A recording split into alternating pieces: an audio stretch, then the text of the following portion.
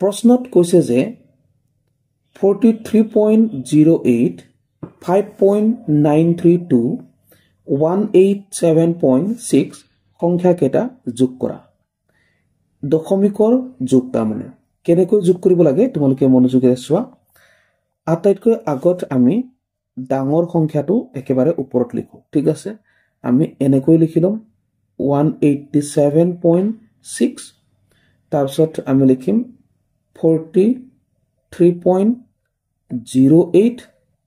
আৰু লিখিম 5.932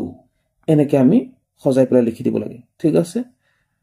আমি যেহেতু যোগ কৰিম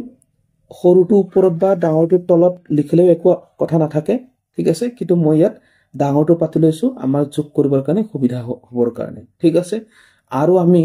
এনেকৈ পাতিলো কেনেকৈ যে দশমিক বিলাক জাস্ট পুনাই পেলাই আমি পাতিছো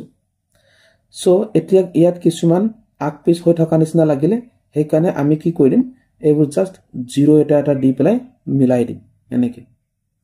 হৈ গ'ল তাৰ পিছত আমি যোগ কৰিম এনেকৈ সো যোগ কৰিলে কি পাম এতিয়া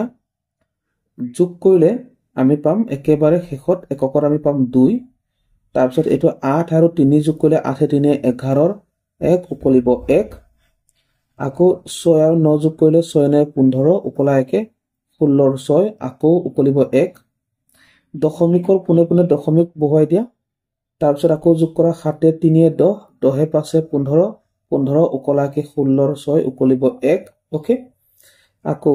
8 আৰু 4 যোগ কৰা 8 4 12 উপলা 1 13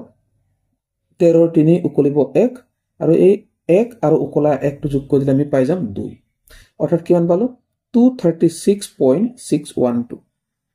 236.612 অৰ্থাৎ আমাৰ অপচন বি অৰ্থাৎ অপচন বি নহয় অপচন 2 টো শুদ্ধ উত্তৰ